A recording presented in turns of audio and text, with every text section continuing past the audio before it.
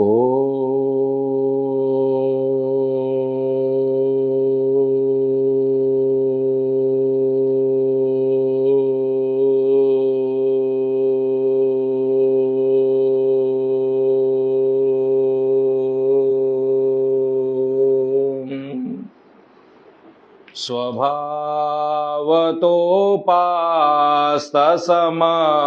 स्वभावतोपास्तसमस्तदोषम् अशेषकल्याणगुणैकराशिं व्यूहाङ्गिनं ब्रह्म परं वरेण्यं ध्यायेम कृष्णं कमले क्षणं हरिम् अंगे तु वामे वृषभानुजां मुदा विराजमानां मनुरूपसौभगाम् सखी सहस्रे परिसेवितां सदा स्मरेम देवीं सकलेष्टकामदाम् जन्माद्यस्य यतोऽन्वयादितरत शार्थेष्वभिज्ञः स्वराट् तेने ब्रह्महृदाय आदिकवये मुह्यन्ति यः सूरयः तेजो वारिमृदां यथा विनिमयो यत्र त्रिसर्गो मृषा धाम्ना स्वेन सदा निरस्तकुहकं सत्यं परं धीमहि धर्मः प्रोचितकैतवोऽत्र परमो निर्मत्सराणां सतां वेद्यं वास्तवमत्र वस्तु शिवदं तापत्रयोन्मूलनं श्रीमद्भागवते महामुनिकृते किं वा परैरीश्वरः सद्यो हृद्यवरुध्यतेऽत्र कृतिवे शुश्रूषुभे तत्क्षणात् निगमकल्पतरोर्गलितं फलं शुकमुखादमृतद्रवसंयुतं पिबत भागवतं रसमालयं मुहुरहो रसिका भुवि भावुकाः यं प्रवजन्तमनुपेतमपेतकृत्यं द्वैपायनो विरह कातर आजुहाव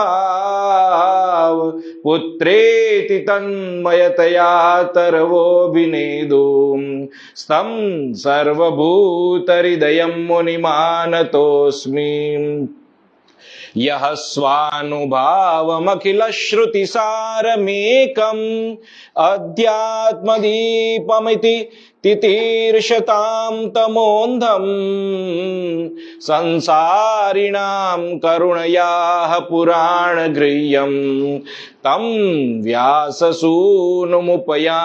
गुरुं मुनीनां तं व्याससूनुमुपयामि गुरुं मुनीनां नारायणं नमस्कृत्य नरं चैव नरोत्तमं देवीं सरस्वतीं व्यासं ततो जयमुदीरयेत्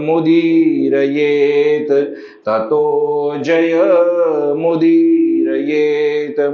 नमः परस्मै पुरुषाय भूयसे सदुद्भवस्थान निरोधलीलया ग्रहीतशक्ति त्रितयाय देहिनाम् अन्तर्भवायानुपलक्ष्य वर्त्मने भूतेर्महद्भिर्य इमा पुरो विभो निर्माय शेते यदमुषु पुरुषः भुङ्क्ते गुणान् षोडश षोडशात्मकः सोऽलङ्कृशिष्ट भगवान् वचांसि मे सच्चिदानन्दरूपाय विश्वोत्पत्त्यादिहेतवे तापत्रय विनाशाय श्रीकृष्णाय वयं नुमः। बोलो कृष्ण कन्हैया लाल की जय। श्री वृंदावन बिहारी लाल की जय। श्री गोवर्धन नाथ की जय। श्री गिरिराज धरण की जय। ओम नमः पार्वती पतये हर हर महादेव हर। श्रीमन्नारायण नारायण नारायण श्रीमन्नारायण नारायण नारायण श्रीमन्नारायण नारायण नारायण श्रीमन्नारायण नारायण नारायण भजमन नारायण नारायण नारायण भजमन नारायण नारायण नारायण भजमन नारायण नारायण नारायण भजमन नारायण नारायण नारायण श्रीमन्नारायण नारायण नारायण श्रीमन्नारायण नारायण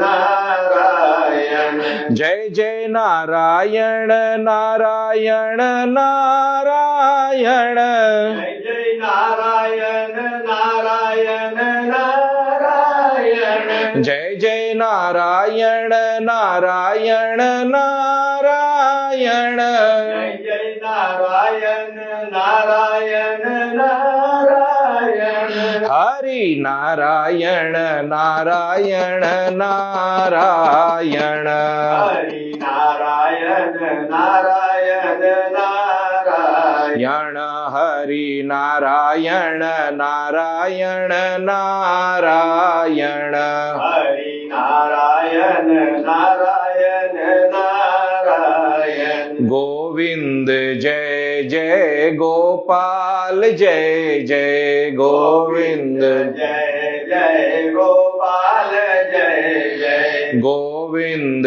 जय जय गोपाल जय जय गोविंद जय जय गोपाल जय जय राधा रमण हरि गोविंद जय जय राधा रमण हरि गोविंद जय जय राधा रमण हरि गोविंद जय जय राधा रमण हरि गोविंद जय जय हे कृष्ण गोविंद हरे मुरारी हे कृष्ण गोविंद हरे मुरारी हे नाथ नारायण वासुदेव हे नाथ नारायण वासुदेव हे नाथ नारायण वासुदेव हे नाथ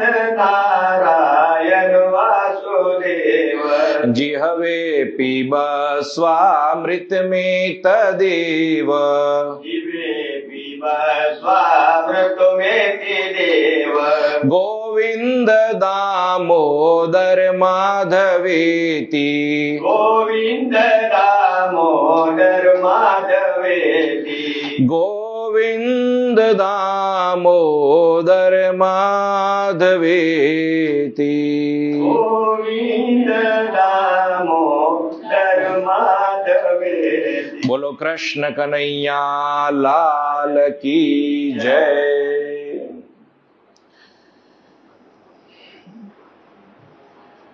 नारायण। कई दिनों से हम गोवर्धन धरण लीला उसी के ही अंतर्गत हम सत्संग श्रवण कर रहे हैं। पूर्व भूमि का वैसे आज कोई नया नहीं है, तो आप सब लोग जानते ही हो। गोवर्धन पर्वत धारण होने के पश्चात जब भगवान ने पुनः उस स्थान पर रख दिया, सब व्रज में लौट गए। गोप गोपियों ने भगवान का अभिवादन किया और उसके पश्चात जब गोप बालक जो है वो भगवान की ऐसी अमानुषी लीला जो कोई सामान्य कोई भी मनुष्य नहीं कर सकता, केवल भगवान ही कर सकते हैं, तो इस प्रकार की लीला उनसे आश्चर्यचकित होते हुए नंद बाबा को सब कुछ बताने लगे। भगवान ने जन्म लेकर अवतार धारण करके जो भी लीलाएं की हैं, जैसे कि पूतनावध और उसके पश्चात फिर शकटभंजन लीला, उसके पश्चात तृणावर्त लीला, तृणावर्त वध, और कल हमने देखा कि दामोदर लीला,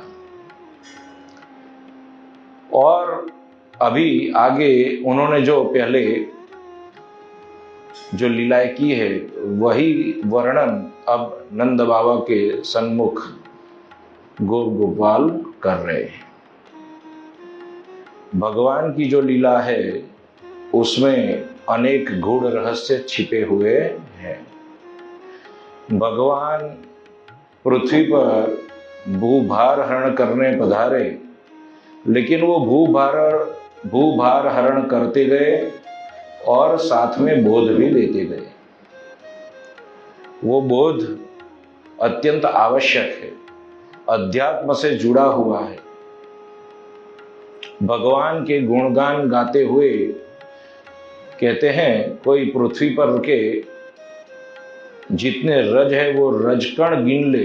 अनंत जन्म धारण करके भगवान स्वयं अपने श्री मुख से ये कह रहे हैं उद्धव जी को कि कोई अनेक जन्म लेकर पृथ्वी पर जो ये रजकण है वो गिन ले, जितने तारागण हैं वो गिन ले, जितने वर्षा की बूंदें हैं वो गिन ले, लेकिन मेरे गुणगान, मेरे इतने अनंत गुण कोई नहीं गिन सकता। मेरे गुण कोई नहीं गिन सकता, अनंत गुण है। हरि अनंत, हरि कथा अनंता। तो ऐसे हैं हमारे भगवान। ये इस भारत भूमि में जिसने जन्म धारण किया है, जिसने जन्म लिया है, वो हम मनुष्य कभी सामान्य नहीं हो सकते। ये हमें हमेशा ध्यान रखना है। हमेशा ध्यान रखो कि आप एक ऐसे देश में जन्म लिया जहां देवता लोग विनंती करते हैं, उपनिषद में भी, भागवत में भी, अन्य पुराणों में भी, कि हमें भारत भूमि पर जन्म लेना है। इसलिए अपने को कभी हीन नहीं मानो, अपनी आत्मा को कभी हीन नहीं मानो। आप सामान्य नहीं हो, आप सामान्य नहीं हो। भगवान के सन्मुख दैन्य प्रस्तुत करते हैं, वो वस्तु पृथक है, लेकिन यदि देखा जाए तो आप सामान्य नहीं हो। अब आगे कहते हैं, वने संचारयन् वत्सान् सरामो बालकैर्वृतः हन्तु कामं बकं दौर्भ्यां मुखतो रिम पाटयत्। अब यहां पे क्या कहा देखो, वने संचारयन् वत्सान्, बछड़ों को चराने के लिए, गौवे और बछड़ों को चराने के लिए अपने सखा गण के साथ, गोप ग्वालों के साथ भगवान अब वन में पधारे हैं। तो वन में जैसे पधारे और फिर तृषा से व्याकुल हुए, उन व्याकुलता को वश होकर वो जलाशय के पास पहुंचे। जलाशय के समीप पहुंचकर जलपान कर लेने पर उनको एक श्रीमद् भागवत में वर्णन है उस प्रकार, जैसे इंद्र ने अपने वज्र से पर्वत पर प्रहार किया हो और वो पर्वत का एक टुकड़ा, एक अंग जैसे पृथ्वी पर आके गिरा हो, उस प्रकार एक विशालकाय प्राणी दिखने लगा। नजदीक आने पर ज्ञात हुआ कि वो एक बक है, बगला है, श्वेत कलर का बगला। आप सभी लोग जानते हो बगुला जो होता है वो दिखने में श्वेत होता है, सुंदर होता है, उसकी लंबी चोंच होती है, वो जलाशय में खड़ा रहता है, लेकिन उसका आहार क्या होता है? दिखने में सुंदर ऐसा बक, उसका आहार क्या होता है? मछली होता है। दिखने में सुंदर है लेकिन आहार मछली। बगुला जो है, अब ये जो बगुला था वो और कोई नहीं, पूतना जो है, पूतना का छोटा भाई था बकासुर, जो बक के रूप में भगवान उनको निगल जाने के लिए कंस ने ही भेजा हुआ एक असुर था। अब देखते ही देखते, जैसे भगवान तो सर्वज्ञ है, सब जानते हैं, पानी पीने के लिए, जलपान करने के लिए जैसे आगे पहुंचे, क्या हुआ? तो कहते हैं वो बगुला भगवान को निगल गया, भगवान को निगल गया। लेकिन भगवान कोई सामान्य नहीं है। यहां पे क्या कहते हैं? तम तालुमूलम प्रदहंतम अग्निवद गोपाल सूनुम पितरम जगद्गुरो चच्छर्द सद्यो तिरुषाक्षतंबक स्तुंडेन हंतुम पुनरभ्यपद्यत। यहां पे क्या कहा? बहुत सुंदर श्लोक है। पितरम जगत गुरु, भगवान कैसे हैं? जो जगत गुरु है। पितर जो है, सबके पितर कौन है? ब्रह्मा जी। उनके भी जो गुरु है वो कौन है? उनके भी जो गुरु है वो कौन है? भगवान श्री कृष्ण नारायण, जो पितामह के भी पिता है। ब्रह्मा जी पितामह इसलिए हैं क्योंकि उनसे सृष्टि की उत्पत्ति हुई। सबके पितामह कौन है अंत में? ब्रह्मा जी। लेकिन उनके भी जो पिता है, उनके भी जो गुरु है। अब यहां पर जगत गुरु शब्द क्यों प्रयुक्त किया भगवान के लिए? कारण यह है कि एक बार निकल गया, कौन? बगुला। लेकिन भगवान ने क्या किया? तो तम तालु मूलम प्रदहंतम अग्निवद, जैसे तालु के नीचे पहुंचे भगवान, तो ऐसे अग्नि ज्वाला उत्पन्न करी भगवान ने, ऐसी अग्नि ज्वाला उत्पन्न करी। वो जो बगुला था उसने क्या किया? चच्छर्द सद्यो तिरुषाक्षतंबक स्तुंडेन हंतुम पुनरभ्यपद्यत। भगवान श्री कृष्णचंद्र को बिना किसी क्षति पहुंचाए, बिना किसी घाव पहुंचाए, उसने तुरंत भगवान का वमन कर दिया अपने मुख से। जैसे निकला था वैसे ही भगवान को बाहर निकाल दिया अपने उसी मुख से, सह नहीं सका।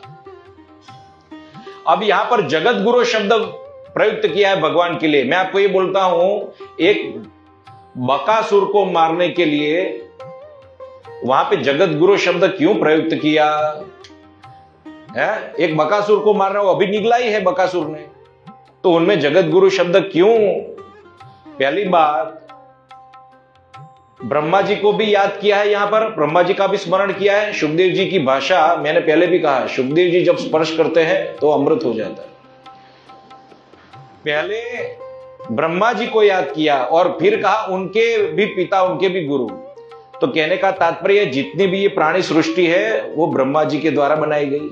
अब जब भगवान उनके भी गुरु है, जगत गुरु है, तो यहां पर बोध ये प्राप्त होता है कि ये जो बगुला है, बगुला किसका प्रतीक होता है? दंभ का। मैंने पहले भी बताया, बगुला दंभ का प्रतीक है। क्यों? वो अपने आप को दिखाता है सुंदर, है सुंदर दिखने में, लेकिन उसका आहार मत्स्य है। तो ऐसे लोग जो अपने आप को बहुत अच्छा दिखाते हैं, इस समाज में श्रेष्ठ बताते हैं, सुंदर बताते हैं, भद्र बताते हैं, संस्कारवान बताते हैं, शीलवान बताते हैं, लेकिन वस्तुतः उनका जब चरित्र देखने जाए तो कहते हैं आहार, सबसे पहले मनुष्य आहार क्या ग्रहण करता है उस पर से ज्ञात हो जाता है कि वो क्या भोजन लेता है। दिखने में तो गोरे गोरे लगेंगे, बातें अच्छी अच्छी करेंगे, संस्कार की बातें करेंगे, लेकिन जब भोजन की बात आती है तो वहीं से पकड़ में आ जाते हैं। क्योंकि जैसा अन्न वैसा मन, जैसी वाणी जैसी पानी वैसी वाणी। तो संस्कृत में भी उसके लिए बहुत प्रकार से कहा गया है कि ये जो आहार है सत्व रजस तमस, उस प्रकार से मनुष्य के मन का नियंत्रण होता है, उस प्रकार मनुष्य का मन बनता है, उसी प्रकार का उसका चरित्र बनता है। जो मन में बार बार विचार करता है वही तो बाहर आता है। तो यही आहार है। तो भगवान ने यहां जगत गुरु कहा कि देखो, अब भगवान ने एक बार सावधान कर दिया। किसको? बगले को। अंदर पहुंचा, भगवान को निगल लिया, भगवान ने बता दिया देख तेरा सामर्थ्य नहीं है, मैं कौन हूं तू जान ले। तो यानी दंभ को सबसे पहले मनुष्य दंभ का आश्रय क्यों लेता है? दंभ का आश्रय क्यों लेता है? तो कहते हैं जो बाहर प्रतिष्ठा जो होती है, सत्य मनुष्य की जो प्रतिष्ठा होती है, वो प्रतिष्ठा से वो हतप्रभ हो जाता है, प्रभावित हो जाता है। समझ रहे हो? और उसको लगता है ये सत्य है, लेकिन वो ये नहीं जानता कि उसकी प्रतिष्ठा, उसके पास वो धन, उसके पास वो मान, वो ऐसे नहीं आया। जो वास्तविक सत्य को धारण करने से जो प्राप्त होता है वो वैसे नहीं मिलता। सत्य वैसे मनुष्य प्राप्त नहीं कर लेता। अनेक तपश्चर्या करने के पश्चात मनुष्य को सत्य प्राप्त होता है। तो वो ये न देखकर उनका अनुकरण करने जाता है और अपने आप को उसी प्रकार ढालने की कोशिश करता है, यत्न करता है। किसी भी प्रकार का दंभ यही होता है, जो है नहीं और दिखाना। वस्तुतः 3 प्रकार के लोग होते हैं। एक, जन्म से महान होना। दूसरा, वो महानता अपने आप में अपने आप को तराशते हैं, यानी अपना निर्माण इस प्रकार करते हैं बार बार कि वो महान बन जाए, उनकी चेष्टा ऐसी होती है। और तीसरे, जिनको जगत महान बना देता है, महान नहीं है लेकिन जगत महान बना देता है। जो पहले वाला जो जन्म से महान है, वो अपने पुण्य बल से अनेक प्रकार के यानी अनेक जन्मों से जो उसकी तपश्चर्या है वो फलीभूत होती है, वो उस प्रकार का जन्म, दिव्य जन्म और कर्म होता है। दूसरा जो होता है उसका पुण्य बल तो होता ही है, लेकिन उसका पुरुषार्थ भी ऐसा होता है, उसका मार्गदर्शन ऐसा प्राप्त होता है, संग ऐसा प्राप्त होता है, तब जाकर महान होता है। लेकिन तीसरे को ऐसे ही बना दिया जाता है, तो जो तीसरे वाला जो है वो कभी ना कभी गिर जाता है, क्योंकि वो दंभ का आश्रय लिया हुआ था, दंभ का आश्रय लिया होता है। तो यही हमको सीखना है कि बाहर की मान, प्रतिष्ठा इत्यादि से आकर्षित होकर उसमें सत्य, उसे सत्य मानकर जो मनुष्य बाहरी ऐसी मान मत जो भी है वो धारण कर लेने के कारण फिर उसकी जो अवगति होती है वो ये होती है। तो अब यहां पर पहले तो अंदर से जला, बकासुर अंदर से जला। तो भगवान कहते हैं यदि इस प्रकार झूठा वेश धारण किया तो पहले अंदर से जलेगा तू, पहले तू अंदर से जलेगा, तुझे शांति नहीं प्राप्त होगी, तेरी शांति में छीन लूंगा, तेरी शांति में छीन लूंगा। ये इसलिए तो जगत गुरु कहा। एक एक शब्द आप देखो कितना मंथन करना पड़ता है। पहले भगवान अंदर से जलाते हैं ऐसे दंभी लोगों को, और फिर कहते हैं वो सत्य अब छोड़ दिया है, बराबर भगवान रूपी सत्य जिसको धारण करने का उसने यत्न किया, अब छोड़ दिया। अब आगे क्या होते हैं? तमापतंतम सनिगृह्य तुंडयो दौर्भ्याम्बकं कंस सखं सतां पते पश्यत्सु बालेषु ददार लीलया मुदा वहो वीरणवत् दिवौकसाम। अब देखो भगवान ने क्या किया, यहां पर शब्द प्रयुक्त किया है बकम कंस सखम सताम पते। यहां पे जो बक है वो क्या है, कंस का सखा है। कंस का एक अर्थ क्या होता है, विघ्न करता, रोग, जो रोग जनित है, जो अशांत है, जो अशांत है, जो उपद्रवी है, इनका जो सखा है वो है बकासुर। यानी दंभ किसका साथ देता है, दंभ किसका साथ देता है, उपद्रवियों का, विघ्न करने वालों का। समझ रहे हो, जो रोग पैदा करे, अशांति पैदा करे, इनका साथी है दंभ, इनका साथी है दंभ। केवल ये बकासुर को मारने के लिए भगवान नहीं आए, एक बगुले को मारने के लिए भगवान ने अवतार धारण नहीं किया। ये बोध लेना है, ये बोध महत्व का है, गंभीर। और भगवान कैसे है, सतामपति, भगवान तो भक्तवत्सल है, भगवान भक्तवत्सल है। ऐसे दंभी लोगों से भगवान हमेशा रक्षा करते हैं। कैसे रक्षा करते हैं, तो पहले वो दंभी को अंदर से ज्ञात करा दिया कि तेरी शांति छीन ली गई, अब बाहर से वो चोंच मारने का यत्न करता है। अंदर सत्य को तो नहीं पचा सका, इसलिए अब सत्य पर किसी भी प्रकार वो झूठे झूठे आरोप लगाएगा, उसको असत्य है ऐसे आरोप लगाएगा। समझ रहे हो ना, जो सत्य है उसकी छवि खराब करने का यत्न करेगा और अपना जो है वो ऊपर दिखाएगा कि देखो मैं सत्य हूं। इसलिए बाहर से प्रहार करता है चोंचों से भगवान पर। भगवान रूपी, कृष्ण रूपी सत्य पर बक रूपी जो दंभ है, जो कंस का सखा है, अब क्या कर रहा है, सत्य पर आक्रमण कर रहा है, उनकी मान मत प्रतिष्ठा जो भी है उन पर आरोप लगा रहा है। तो वहां पर क्या स्थिति होती है, तो भगवान कहते हैं, भगवान ने क्या किया, भगवान कहते हैं कि पूरे विश्व के सामने न्याय देते हैं कि देखो ये दंभ की स्थिति में कैसे करता हूं। उनके मुख में प्रविष्ट कर गए और दो चोंचों के बीच में अपना ऐसा स्वरूप दिखाया, ऐसा स्वरूप दिखाया कि वो दो चोंचे फाड़ कर, कैसे फाड़ी है तो वो भी बताया। वो खस आती है ना, खस का पौधा आता है जिसको यहां पर गांडर कहते हैं, उसको जैसे चीर देते हैं भगवान, उसको जैसे मनुष्य उसको चीर देता है, उसी प्रकार भगवान ने उस बगुले की जो दो चोंच है वो चीर दी, बगुले फाड़ दी और इस प्रकार उनका वध कर दिया, उस प्रकार उनका वध कर दिया। यानी अहंता और ममता, दंभ के जो सब में अहंता और ममता ही छिपी हुई है, तो दंभ उसकी दो चोंच क्या है, अहंता और ममता। तो ये फाड़ डाली भगवान ने और बकासुर का नाश कर दिया, दंभ का नाश कर दिया। सबको ज्ञात हो गया कि ये तो, और फिर जैसे नाश किया है वैसे उसका असली स्वरूप, जो मूल स्वरूप था वो प्रकट हुआ, मूल स्वरूप था वो प्रकट हुआ। समझ रहे हो ना, कहने का तात्पर्य कि भगवान ने सबको बता दिया कि देखो ये सत्य ऐसा है, दिखता था बगुला लेकिन वास्तविक है ये। बोलो कृष्ण कन्हैया लाल की जय। इसलिए हमें यहां पर क्या बोध प्राप्त हुआ, कभी किसी के साथ प्रतियोगिता में न पढ़कर, उसकी तुलना न कर कर हम जो हैं, और यदि हमें आगे आना है, हमें वास्तविक रूप से आगे आना है, तो सत्य को वास्तविक रूप से धारण करना पड़ेगा, सत्य को वास्तविक रूप से धारण करना पड़ेगा अपने आचार में, अपने जीवन में, केवल देखा देखी नहीं, आडंबर नहीं।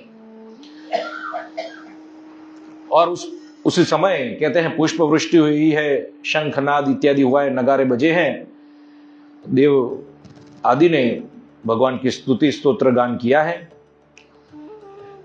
तो ग्वाल बालों को कैसा आनंद हुआ, तो कहते हैं क्योंकि उनको तो ऐसा लग गया जैसे निगले थे तब कि ये भगवान का क्या होगा।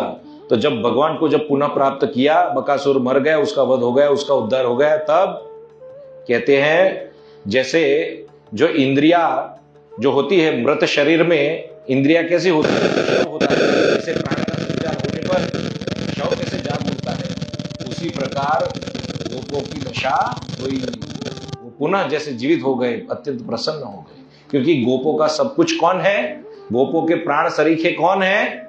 भगवान। गोपों के प्राण सरीखे भगवान। तो हम भी, यानी हमको भी देखो, आपको ऐसा नहीं लगना चाहिए बड़ी बड़ी उपदेश की बातें करता है, लेकिन आप सब, हम सभी को भी हमारा जो प्राण है वो कृष्ण बन जाए, नारायण बन जाए, शिव बन जाए, अपना इष्ट बन जाए, वो हमेशा हमारा ध्येय होना चाहिए। एक बार तनेजा जी के घर पे गया था, पहली बार उनकी सेवा के कक्ष में गया।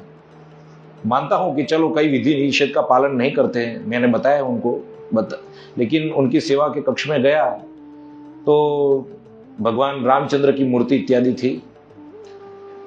तो मैंने कहा बहुत अच्छी बात है, आप ये भगवान की पूजा करते हो, ये सब कुछ है। तो तुरंत ही बोला कि ये तो हमारे प्राण है, ये हमारे प्राण। मैंने कहा बहुत सुंदर मूर्ति है भगवान की। तो तुरंत पहला शब्द क्या था? ये तो हमारे प्राण है। अब ये कोई उनकी वो प्रशंसा नहीं है। फिर मैंने बताया कि नहीं, जो आप उस भगवान की बड़ी बड़ी मूर्तियों के लिए वस्त्र सिलते हो तो फिर अपनी मूर्तियों के लिए वस्त्र बनाओ। तो फिर उन्होंने वस्त्र बनवाए और भगवान को नित्य भी चढ़ाते भी हो। सत्य है ना? चढ़ाते भी।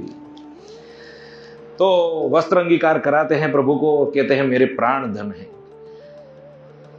तो ऐसे ही हमारे भी प्राण धन भगवान बन जाए।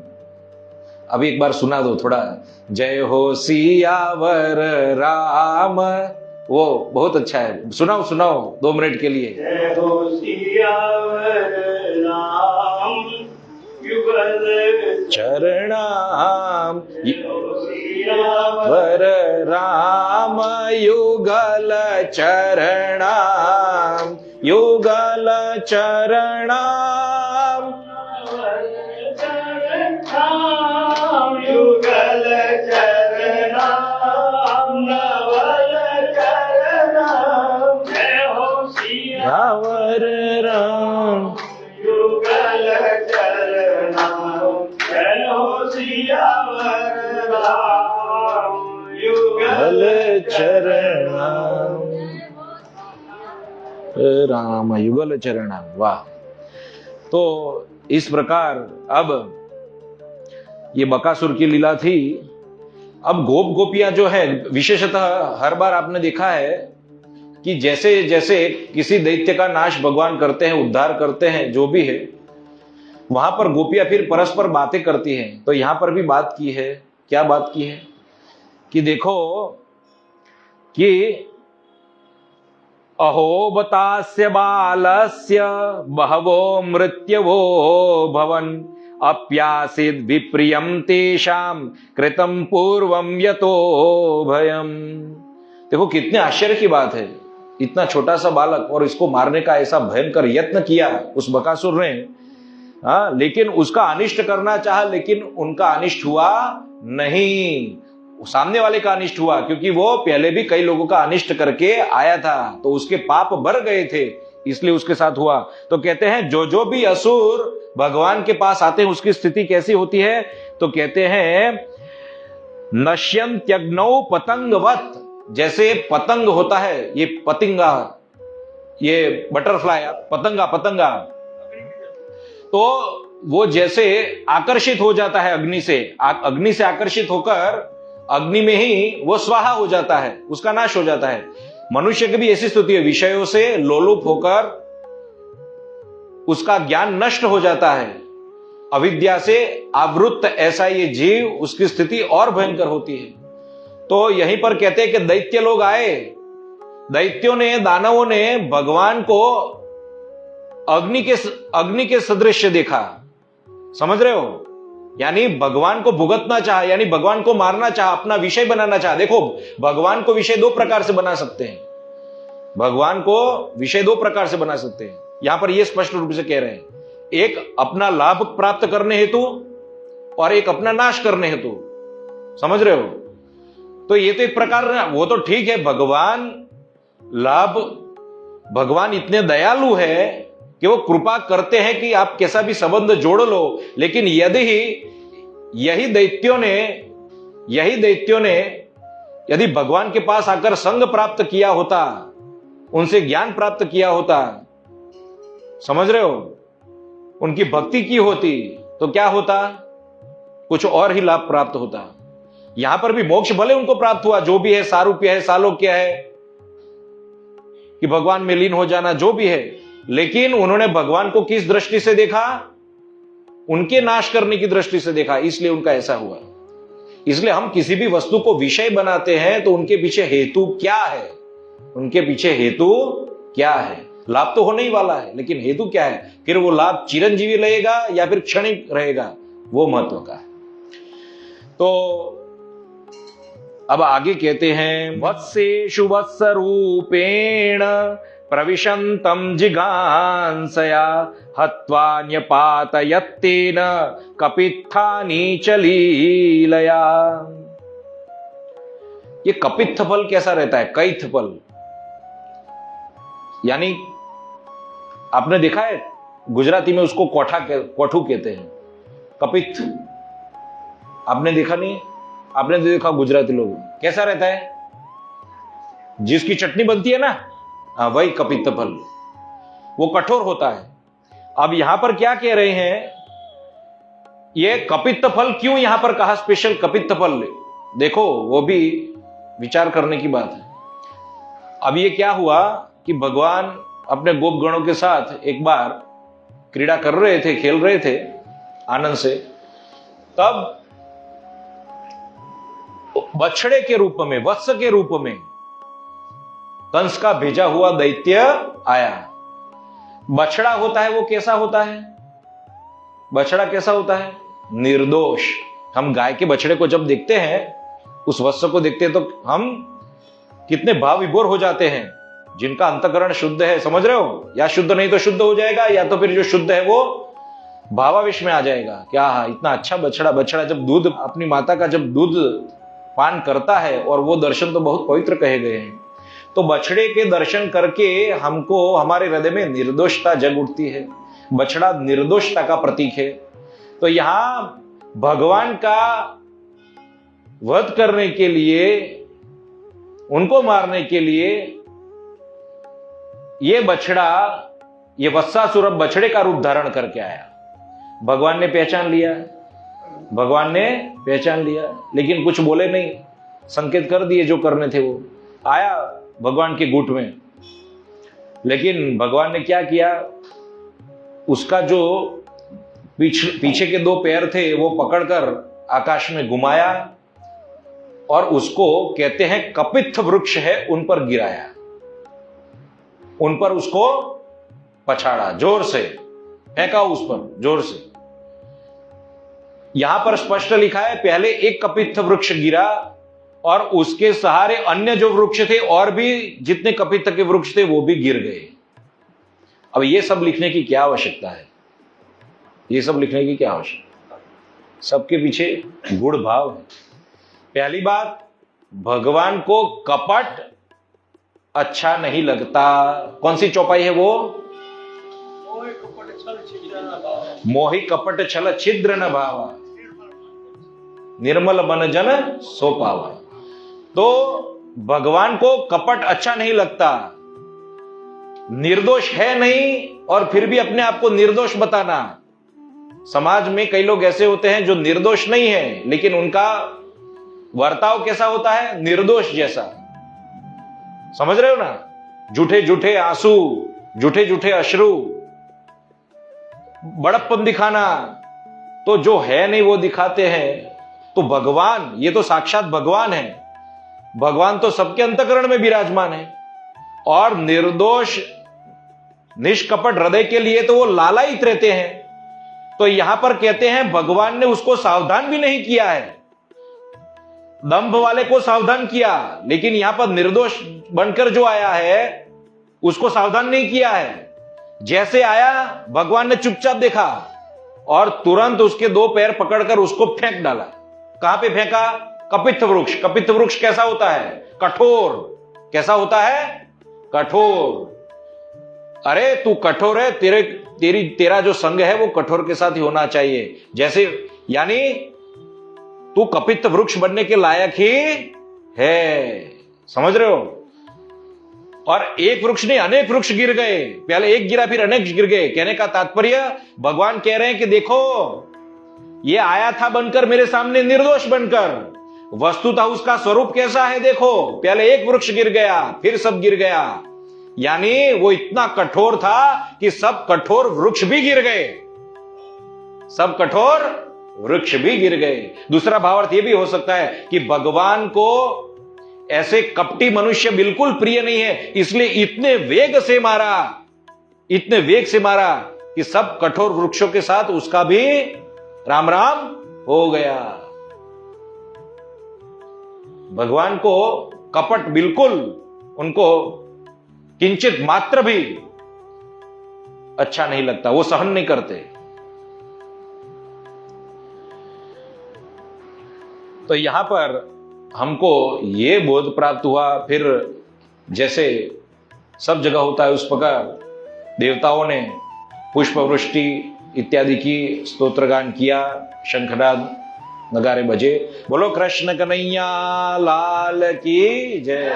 तो हमें ये, वो क्या है, लोगों केवल ये बगला मारने के लिए, ये वत्स मारने के लिए, भूभार हरण ठीक है, वो है मूल प्रयोजन, वो तो है ही, राक्षसी थे ना। लेकिन उससे हमें कितना बोध प्राप्त होता है, कितना बोध प्राप्त होता है। आगे कहते हैं, हत्वा रास बदैतेयं तद्बन्धोश्च बलान्वितः चक्रे तालवनं क्षेमं परिपक्व फलान्वितम्। अभी यहां पर क्या कह रहे हैं, देखो भगवान का जो, भगवान यानी कृष्ण और बलराम की जो सखा है, ऐसा है स्तोक कृष्ण, श्रीदामा, मधुमंगल, ये सब भगवान के सखा हैं। एक बार ग्रीष्म ऋतु थी, वन में ऐसे भ्रमण कर रहे थे, तो ये तालवन देखा। तो यहां पर कहते हैं कि वो तालवन पर अधिकार किसने जमाया था, किसने जमाया था? धेनुकासुर नाम के एक गर्दभ ने।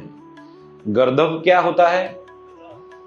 गर्दभ यानी गधा, गधा। तालवन जो है वो ताल, आपने ताड़ी का वृक्ष जाना है ना, उस पर जो ताड़ी रहती है, समझ रहे हो ना, वो ग्रीष्म ऋतु में ठंडक प्रदान करती है, तालवन। तो परिपक्व फल थे, बहुत अच्छे अच्छे फल थे, लेकिन उस फल को व्रज का एक भी मनुष्य नहीं खा सकता था, उसको नहीं पा सकता था। कारण क्या था कि वो जो धेनुकासुर था वो किसी को भी उस वन में प्रवेश नहीं करने देता था। यदि कोई आ जाए उस ताल की अपेक्षा में, यदि कोई आ जाए तो ऐसे कई सारे मनुष्य को वो अपना आहार बना चुका था, कई लोगों को वो मार चुका था। तो ये लोगों ने कहा, देखो हमको भोजन के रूप में प्राप्त करने हैं, आप कुछ ना कुछ करके हमें वो तालवन में ले जाइए और वहां पे उस फल का हम आस्वादन करेंगे, रसास्वादन करेंगे। तो कहा कि जाने में सबसे बड़ी समस्या यह है कि वो धेनुकासुर और उसके साथी। अब देखो भगवान प्रवेश कर गए जंगल में, बलराम जी के पास थे। बलराम जी ने एक ताड़ का वृक्ष हिलाया, फल नीचे गिरे। फल की जैसे सुगंध उस असुर के पास पहुंची, असुर आ पहुंचा। और जैसे असुर आया तो उसने क्या किया, बलराम जी की ओर पीठ करके अपने पिछले 2 पैरों से लात जड़ दी, लात मार दी, भगवान की छाती में, बलराम जी की छाती में प्रहार किया। अब फिर वापस दूसरी बार वो उलट गया और दूसरी बार उसने लात मारी। तो इस बार भगवान ने क्या किया, बलराम जी ने उसके 2 पैर पकड़ लिए और जो तालवन के जो वृक्ष थे वो ताल वृक्ष पर उसको फेंका। तो उसका राम राम हो गया। साथ साथ अनेक ताल वृक्ष गिर गए, अनेक ताल वृक्ष पर से जो फल थे वो भी गिर गए। तो एक पंथ दो काज हो गया। एका क्रिया व्यर्थ करी प्रसिद्धा, स्कंद पुराण का प्रसिद्ध वचन, एक पंथ दो काज। लेकिन यहां पर क्या, गधे गधे को मारने से क्या प्राप्त हुआ? क्या है गधा? क्या है? अब ये जो गधा है वो गधा किसका प्रतीक है? जड़ता का प्रतीक है। अत्यंत देहाभिमान जिसको हो जाता है वो जड़ कहलाता है, मूर्ख होता है वो, और वो आगे पीछे का सोच नहीं सकता, उसमें निर्णय करने की शक्ति नहीं होती।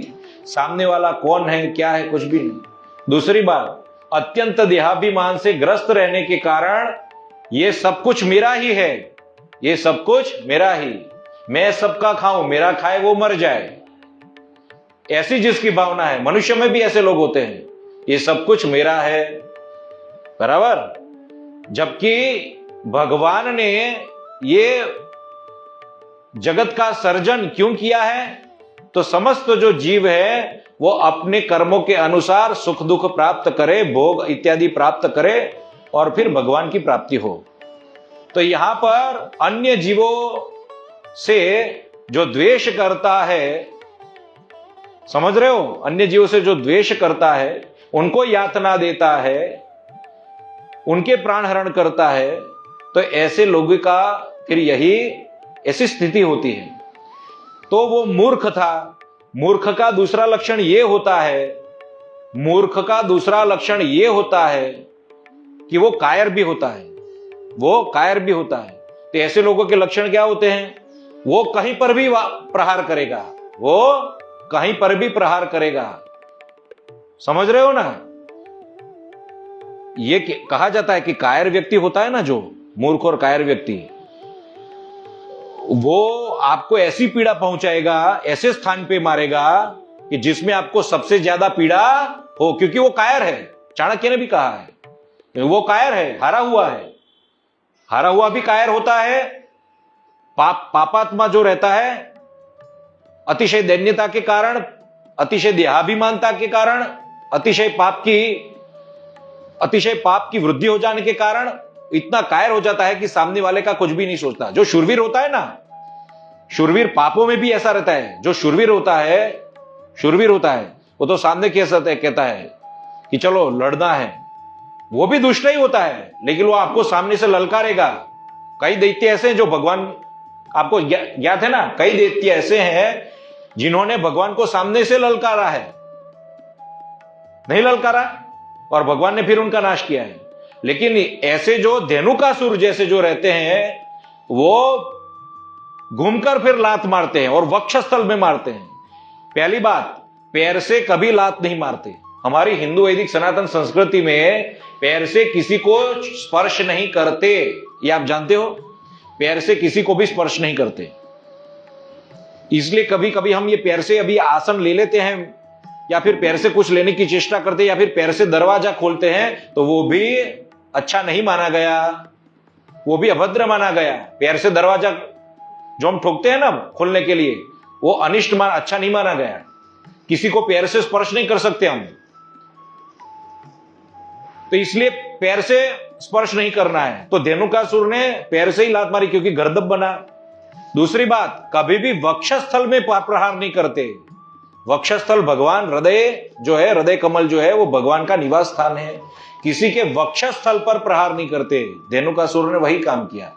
दो अनिष्ट काम किए। पहले क्या, पैर से प्रहार किया, और दूसरा वक्षस्थल पे प्रहार किया। तो ये कायरों के लक्षण होते हैं, जड़ लोगों के, मूर्ख लोगों के।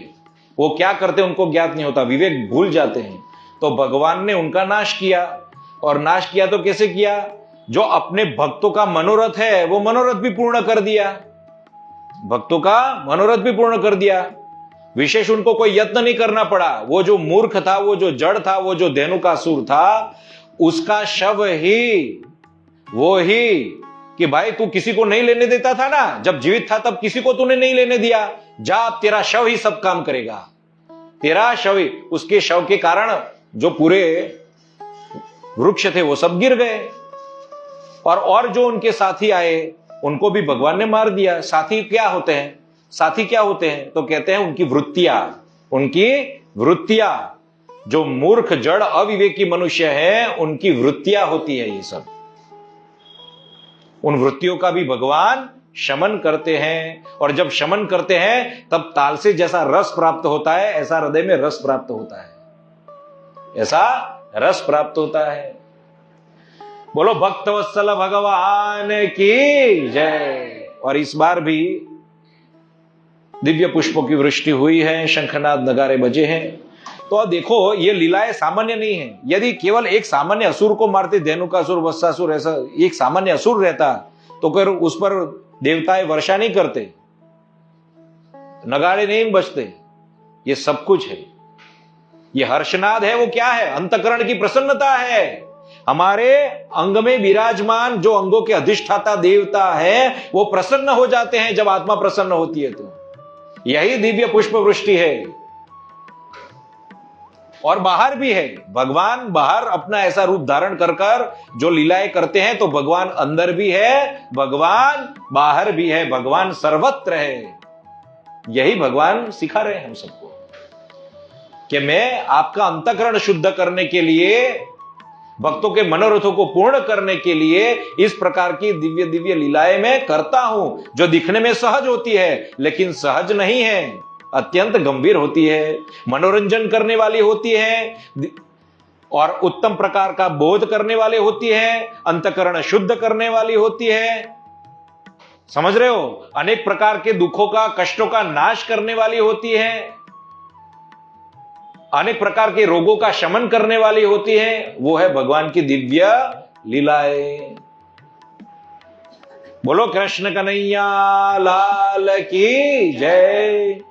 श्री वृंदावन बिहारी लाल की जय। श्री गिरिराज धरण की जय। श्री गोवर्धन नाथ की जय। ओम नमः पार्वती पतये। हर हर महादेव हर। सत्य सनातन धर्म की जय हो।